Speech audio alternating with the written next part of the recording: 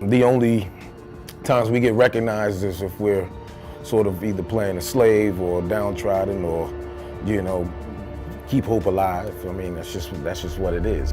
And I just continue to fight to do diverse things and not be stereotyped, because as much stuff as I do and as much as I work, thank God, there's even more stuff that I turn down. At age 50, Mekhi Phifer finally confirms what we all suspected.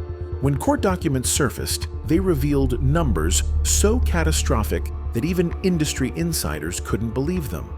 $1.3 million in debt. Monthly expenses bleeding thousands more than his income.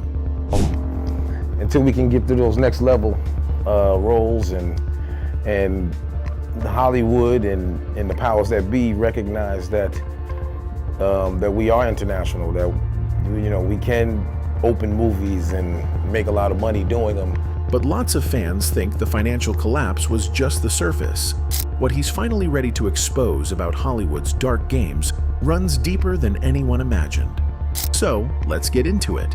Mekhi Phifer's story begins in the heart of Harlem, where dreams are born in the shadows of struggle and only the strongest survive to see them realized. Raised by his mother, Rhoda, a dedicated high school teacher who spent over 2 decades shaping young minds, Mekhi learned early that success required both talent and unwavering determination. Rhoda Phifer wasn't just a mother. She was a pillar of the community, beloved by students who would later stop her son on the street to tell him, "Your mother was one of my favorite teachers." The transition from Harlem streets to Hollywood soundstages seemed almost magical when it happened. Mekhi's breakout role in Spike Lee's Clockers in 1995 announced the arrival of a new kind of leading man. Raw, authentic, and undeniably magnetic. Unlike the polished pretty boys that typically dominated romantic roles, Phifer brought something different to the screen. He carried the weight of real experience, the kind of street credibility that couldn't be manufactured in acting classes or studio lots. Soul Food solidified his position as Hollywood's newest heartthrob, but it was his role in 8 Mile that truly launched him into the stratosphere. Standing toe-to-toe with Eminem, matching the rapper's intensity scene for scene, Phifer proved he could hold his own against any performer in any medium. Okay, who goes first? Let that bitch go first. The film's massive success opened doors that had been previously locked, and suddenly, every major studio wanted a piece of the Harlem-born actor. Television beckoned next, and ER provided the perfect platform for Phifer to showcase his dramatic range. Hey, I need you to update his tetanus, and I need you to test his flexor tetanus. No, don't test me, man. Just test the rap. For 7 seasons, he brought depth and complexity to Dr. Greg Pratt, becoming one of the show's most beloved characters. The steady paycheck that came with a long-running network television role should have set him up for life. Millions of viewers tuned in weekly to watch him save lives and navigate the complex dynamics of a big city emergency room. But even as his star continued to rise, cracks were beginning to form in the foundation of his financial empire. The lavish lifestyle that success demanded, the expensive homes, the luxury cars, the designer clothes, all came with a price tag that would eventually prove unsustainable. Industry insiders began whispering about spending habits that seemed excessive even by Hollywood standards. The warning signs were subtle at first. A house sold via short sale in 2010, 4 years before the bankruptcy filing, suggested that financial pressure had been building for much longer than the public realized. While Phifer continued booking high-profile roles and maintaining his public image as a successful actor, behind the scenes, a perfect storm was brewing that would eventually consume everything he had worked to achieve. What made his eventual downfall even more shocking was how quickly it happened. One day, he was commanding respect as a series regular on one of television's most popular shows, and seemingly overnight, he was facing financial ruin that would force him to expose his most private struggles in public court documents. The man who had built his career on projecting strength and confidence was about to learn that in Hollywood, even the strongest foundations can crumble when the industry decides to turn its back on you. The numbers told a story that even Hollywood's most creative accounting couldn't spin into something positive. When Mekhi Phifer filed for Chapter 7 bankruptcy in April 2014, the documents revealed a financial catastrophe so complete that it defied explanation for someone who had spent nearly 2 decades as a working actor in major productions. $1.3 million in total debt against just $67,000 in assets, a ratio so lopsided that financial experts struggled to understand how someone with his earning history could have fallen so far so fast. The bulk of that debt, approximately $1.2 million, was owed to the IRS and California tax authorities, suggesting years of unpaid obligations that had compounded with penalties and interest into an insurmountable mountain. But the tax debt was just the tip of the iceberg.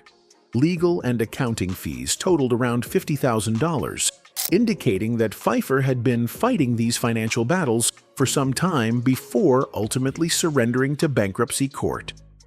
Even more troubling was the $4,500 in unpaid child support, a relatively small amount that nonetheless carried serious legal implications and suggested that his cash flow problems had affected his ability to meet even his most basic family obligations. The monthly budget breakdown painted an even grimmer picture. Phifer and his wife reported a combined monthly income of approximately $7,500, which might seem substantial to most people, but was clearly inadequate for someone trying to maintain the lifestyle that Hollywood success had accustomed him to. Against that income, their monthly expenses totaled between $11,574 and $11,600, creating a deficit of nearly $4,000 every single month. Even though nothing is proven, all evidence suggests that this wasn't simply a case of poor financial planning. Industry observers noted that Phifer's career trajectory had shifted significantly in the years leading up to his bankruptcy filing. The high-profile roles that had once come easily were becoming scarcer, and the steady paycheck from ER had ended years earlier. Some conspiracy theories reveal that his conscious decision to turn down certain types of roles may have limited his earning potential at the exact moment when he needed steady income the most.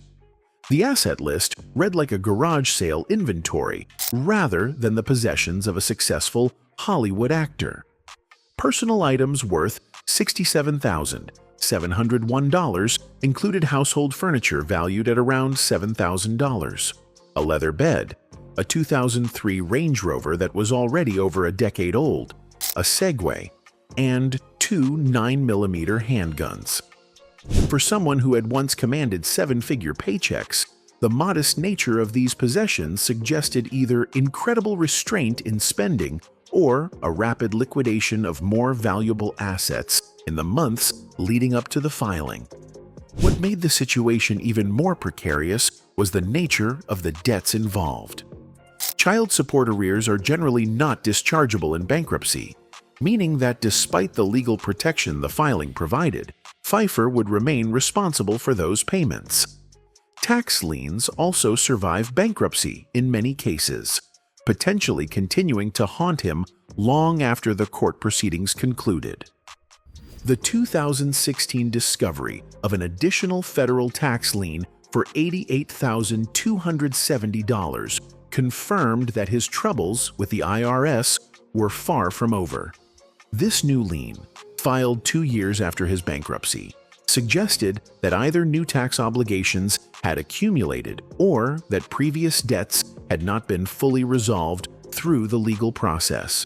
For someone trying to rebuild his financial life, the persistent pursuit by tax authorities created an additional layer of pressure that made recovery even more challenging. It's not confirmed, but all evidence points towards a perfect storm of declining income, persistent high expenses, and the unforgiving mathematics of compound interest on unpaid tax obligations. The man who had once seemed to have it all was discovering that, in Hollywood, success can be just as dangerous as failure. While the bankruptcy filing revealed the extent of Mekhi Phifer's financial struggles, it only hinted at the deeper story of how his career choices may have contributed to his downfall. Unlike many actors who chase every available role for the paycheck, Phifer had developed a reputation for being selective about his projects, a luxury that proved costly when bills started mounting. "I don't care about the bills, I just say no," Phifer once declared when discussing roles he found objectionable. This philosophy, while admirable from an artistic standpoint, put him at odds with an industry that rewards compliance over conscience. Lots of fans think that his refusal to take stereotypical roles, particularly those that perpetuated negative images of black men, cost him millions in potential earnings during his career peak. The decision to avoid the Hollywood party scene, inspired by advice from Sidney Poitier, further isolated him from the networking opportunities that often lead to lucrative deals. "You aren't going to find me out at the club," he explained. "They won't pay to see your movies on Saturday if they see you at the club on Friday." While this approach protected his public image, it also meant missing out on the informal deal-making that happens in Hollywood's social circles. His marriage to actress Melinda Williams in the early 2000s should have been a career boost, creating a power couple that could leverage their combined star power. Instead, the relationship became another source of financial and emotional strain. Phifer admitted that the pressures of two acting careers, combined with the constant temptations of fame, created insurmountable challenges. The divorce proceedings, while handled amicably, added legal fees and support obligations to an already strained budget.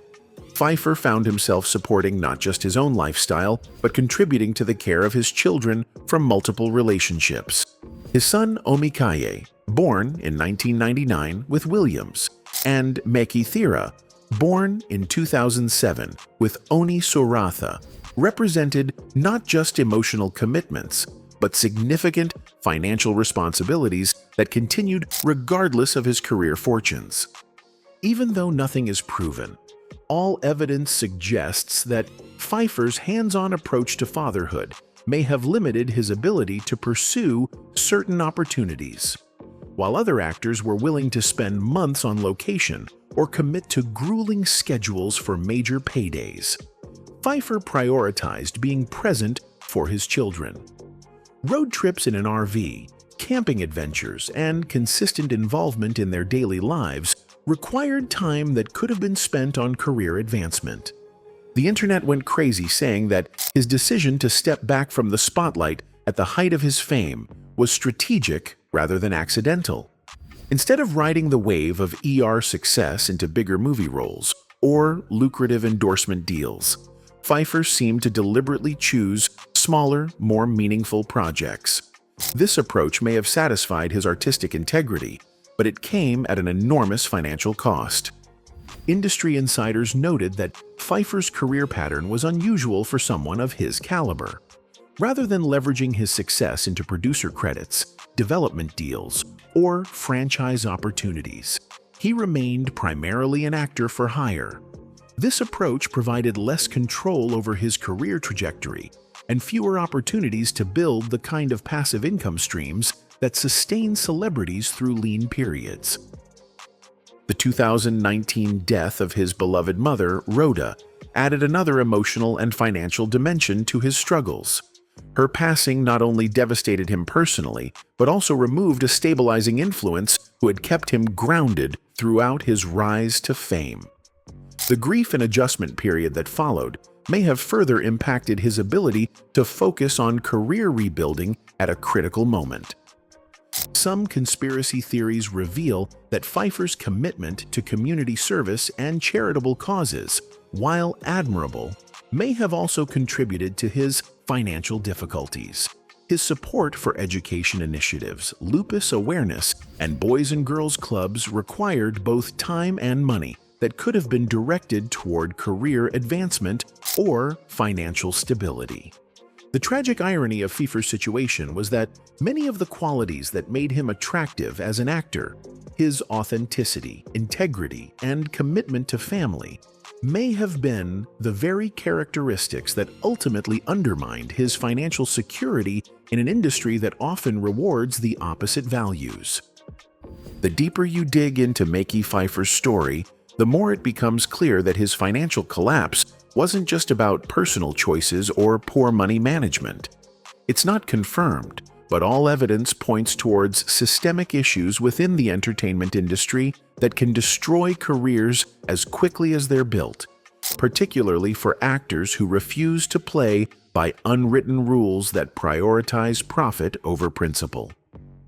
Lots of fans think that Phifer's experience represents a larger pattern of how Hollywood treats black actors who dare to assert creative control or challenge stereotypical portrayals. His early success with Clockers, 8 Mile, and ER established him as a leading man capable of carrying major productions. But sustaining that success required navigating an increasingly complex web of industry politics that he seemed unwilling or unable to master. The transition from network television to film roles that occurred after his departure from ER revealed harsh realities about the entertainment business. While white actors often leverage successful TV runs into lucrative movie careers, Phifer found himself competing for a limited number of roles specifically written for black actors. The internet went crazy saying that this artificial scarcity was deliberately maintained to keep actors like him competing against each other rather than demanding better opportunities across the board. Even though nothing is proven, all evidence suggests that Phifer's reluctance to take stereotypical roles significantly limited his earning potential during crucial years when he should have been building financial security. While other actors were collecting paychecks for playing drug dealers, criminals, or comedic sidekicks, Phifer was turning down millions in guaranteed income to preserve his artistic integrity. This principled stance, while admirable, proved financially devastating when tax bills and legal fees began accumulating. The timing of his bankruptcy filing in 2014 coincided with a period when Hollywood was undergoing significant changes in how content was produced and distributed. Streaming services were just beginning to invest heavily in original programming, but the opportunities they created were initially limited and highly competitive. Traditional network television was becoming more risk-averse, favoring established franchises and proven formulas over the kind of original dramatic programming that had made Phifer's career possible. Some conspiracy theories reveal that the financial pressures facing actors like Phifer were intentionally created to maintain industry control. By keeping performers financially dependent on the next paycheck, studios and networks could ensure compliance with their creative and business decisions. Actors who built significant personal wealth became harder to control, more likely to demand better terms, and more capable of funding independent projects that competed with studio productions. The $1.2 million in unpaid taxes that formed the bulk of Phifer's debt raised questions about the financial advice and management he received during his peak earning years. Industry observers noted that many successful actors fall victim to advisors who either mismanage their funds or fail to prepare them for the irregular income patterns that characterize entertainment careers. The lack of financial literacy education for performers creates vulnerabilities that can be exploited by unscrupulous managers, agents, and financial planners. Phifer's situation also highlighted the hidden costs of maintaining Hollywood success. The expensive homes, luxury cars, and designer clothing that fans expect to see aren't just personal indulgences. They're professional necessities that signal success to industry gatekeepers. Actors who can't maintain these appearances often find themselves excluded from opportunities, creating a vicious cycle where the cost of looking successful prevents actual financial security. The IRS's aggressive pursuit of tax debts, including the additional $88,270 lien filed in 2016, demonstrated how government agencies can compound the financial difficulties facing struggling performers. Unlike other professions where income tends to be steady and predictable, entertainers must navigate complex tax obligations related to irregular earnings, residual payments, and business expenses that aren't always clearly deductible. The entertainment industry's unforgiving mathematics had claimed another victim, but Mekhi Phifer's story was far from over. By 2016, 2 years after his bankruptcy filing, Mekhi Phifer faced another devastating blow. The IRS filed an additional federal tax lien against him for $88,270, proving that his financial nightmare was far from over. While other actors might have disappeared entirely under such crushing pressure, Phifer made a decision that would define the next chapter of his life. He refused to surrender. The man who had once commanded seven-figure paychecks for blockbuster films now found himself taking smaller roles in independent productions. But something had changed in his approach to work. No longer chasing the spotlight that had once defined his existence, Phifer began selecting projects with a different criteria. Films like Lights Out in 2024, where he played an ex-convict fighting for redemption, seemed to mirror his own journey from financial ruin to gradual recovery. Some conspiracy theories reveal that this strategic retreat from A-list pursuits was actually a calculated move. The internet went crazy, saying that by deliberately lowering his profile and avoiding the expensive lifestyle competition that had bankrupted him, Phifer was pioneering a new model for sustainable Hollywood careers. Instead of renting mansions and leasing luxury cars to maintain appearances, he focused on steady work that paid the bills without the crushing overhead. The 2019 death of his mother, Rhoda, devastated Phifer in ways that went beyond financial loss. The woman who had shaped his character as a high school teacher in Harlem was gone, taking with her the moral compass that had guided him through his darkest moments. Students who had been taught by Rhoda decades earlier still approached him on the street, sharing memories of how she had impacted their lives. Her passing forced him to confront what really mattered in a way that bankruptcy court never could. In her memory, Phifer partnered with Nutri-Grain's Got Your Back initiative, providing snacks and support to teachers across the country. It's not confirmed, but all evidence points towards this community work providing the sense of purpose that had been missing during his years chasing Hollywood success. The man who had once measured his worth in box office receipts now found meaning in honoring his mother's legacy of education and service. His relationship with his sons became the anchor that kept him grounded during the recovery process. Road trips in an RV replaced private jet travel to film sets. Camping adventures and hiking expeditions took the place of industry parties and networking events. Lots of fans think that this conscious choice to prioritize fatherhood over career advancement actually saved him from the cycle of financial destruction that continues to claim other performers. Projects like Truth Be Told, Love, Victor, and various streaming series provided steady income without the pressure of carrying major studio releases. Phifer had learned to navigate the changing entertainment landscape, where streaming platforms offered opportunities for experienced actors who no longer needed to be the primary draw for a production. His face was familiar enough to provide credibility, while his reduced asking price made him an attractive option for budget-conscious productions.